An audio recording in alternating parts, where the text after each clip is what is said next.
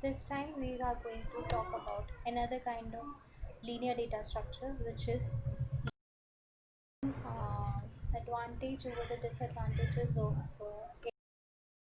that. What is a linear collection of data elements called nodes, in which the linear representation is given by the links from one node to the next node. A linked list in simple terms can be defined as any kind of data structure which is a linear collection of data elements. These elements are called nodes, and a linked list is a data structure which in turn can be used to implement other data structures. So basically, it allows you to hold multiple homogeneous kind of non-homogeneous kind of data in a form of node. So this is an example given for you as of a simple linked list, where start is a pointer which points to the first node of the linked list.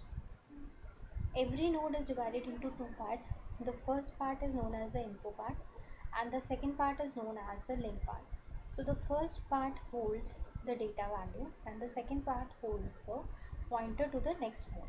So this is pointing a node A points to the another node where the data value B is stored, and so on and so forth till you reach the last node. How will you identify that this is the last node? That the link part of that particular node, if it's not pointing out to any other node, it is null.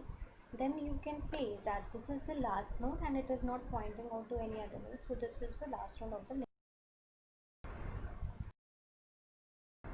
linear arrays, due to which linked lists were introduced, which are firstly only the homogeneous kind of data were to be stored in the arrays, and we always needed continuous memory free spaces to store the data. To overcome these disadvantages, linked lists were introduced, which allows to store the non-homogeneous data as well, and it also allows us whichever free memory space is available scattered over the memory. It allows us to uh, allocate that particular memory to our data nodes stored in memory with the help of two different parallel arrays, one is known as the info and the link. Now what do you mean by parallel arrays? Parallel arrays means that the first index of the first array corresponds to the first index of the second array. This means if I am talking about the first index of the array info, it will correspond to the first index of the array link. This means if for a particular node, info part of that particular node is A, which resides at the first index position of info array, then its link part will be at the first index position. So I can say, let's suppose if the start is given as 1, so we'll go to first node and we'll read the info part as A. Then it says that for after this I have to move to the third location. So third location stores B, where I see the value B, which then points to the sixth location where I have C. Now C points to fifth location where D is located, and D points to the second location where E is located, and E points to the seventh location where F is located, and F points to 0, which means null. That means now I have reached the end of the linked list. So in all, if I say that I have linearly accessed A, B, C, D and F, that can be performed over a traverse. So if I want to traverse a linked list, I cannot directly traverse a linked list. Like in the example itself, we have seen that every linked list starts, or the first node is denoted by the start. So firstly I have to make a pointer or a variable of pointer type which is initialized to start, which will denote the first node. Now I have to repeat these steps until I have reached the pointer value equals to none. So what I'll do, as soon as I say apply process to the info part of the pointer, this means I'm applying the process procedure to the info part of the node currently pointed to the pointer. So when the pointer is start, so in the third step, running for the first time, I'll be processing the first node, the info part of it. Then to move to the next node, what I'll have to do, I'll have to point to the link of that particular node.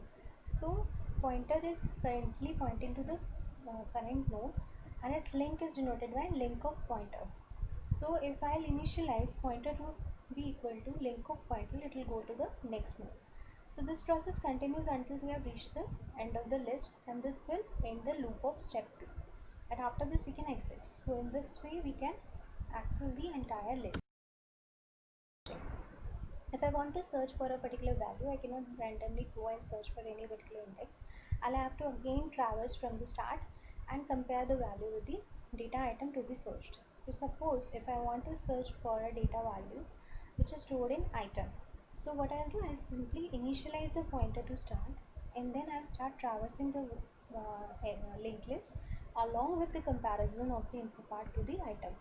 So what I'll do, I'll repeat the step 3 while the pointer is not null or the data value is not being found. So what I will do, if the item is equal to info part of the pointer, then what I have to do is I'll set the location to be pointer, which will be pointing to that particular node where this item value is being put, and then I'll exit.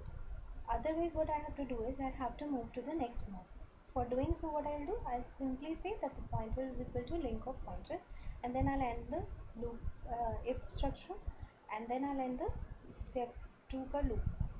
And then suppose if the entire list I have reached the pointer value equal to null and I have not found the location, then I'll simply set the location equals to null, which implies that the search is unsuccessful, and then I'll. Now there are other operations as well which are performed on the linked list, but before proceeding with that I have certain terms which needs to be discussed. So these are, firstly is the garbage collection. As you know that every linked list needs to be stored, or it utilizes the free locations which are scattered over the memory. So how you will identify which all locations are free? This is a process of identifying the free locations by the processor is known as garbage collection. What does garbage collection do? The processor does the task of collecting the unused memory spaces or the free locations which can be utilized in future, and storing the same on the free pool. It stores these all the locations in the free pool. This task can be done in the two ways. Firstly, it can be done explicitly by the programmer by using the free function or the flush function, which will allow you to allows every allotted memory to be free whenever it is not in use. Whenever you are not using any of the variable space you have already allotted in the memory, it will free it if you explicitly do it. Otherwise, if you have not used the free function or the flush function, what will happen? Whenever the processor is idle alone, it does not have much to do. What it will do? It will start memory with the help of two different parallel arrays, one is known as the info and the link. Now what do you mean by parallel arrays? Parallel arrays means that the first index of the first array corresponds to the first index of the second array. This means if I am talking about the first index of the array info, it will correspond to the first index of the array link. This means if for a particular node info part of that particular node is A, which resides at the first index position of info array, then its link part will be at the first index position. So I can say, let's suppose if the start is given as 1, so we'll go to first node and we'll read the info part as A. Then it says that for after this I have to move to the third location. So third location stores B, where I see the value B, which then points to the sixth location where I have C. Now C points to fifth location where D is located, and D points to the second location where E is located, and E points to the seventh location where F is located, and F points to 0, which means null. That means now I have reached the end of the. We proceed further, there are two more other terms, that is overflow condition and the underflow condition. So if I want to create a fresh node, I should have a fresh node or a free node available. If suppose I do not have any free node, that means my linked list has reached its maximum capacity. So that condition is known as the overflow condition. So if you want to check for the overflow condition, so what can you do? To check for that, I have a condition that is avail is equal to null. If there is no node in the array list, then I will see that there is no free memory space which can be converted to a new node or a blank node. So this is an overflow condition. Now what is an underflow condition? So if you want to go for a delete operation, so you can delete a node only when it has been there or it exists. So if your linked list has to have at least one node which can be deleted, so for that very purpose, you have to check whether there is existing at least one node. So if there is at least one node, then the start will be pointing to start will be pointing to the first node. Whether it is the first or the last node, that does not matter. It will be pointing to the first node. If it is not pointing to any of the node, that means the list is empty. This means that the start should be equal to none. So this is known as the underflow condition. So whenever you are checking for the insertion, the very first statement of your algorithm must be that if the array list is null, and if you want to go for the underflow condition, you always have to check whether the start is equal to null.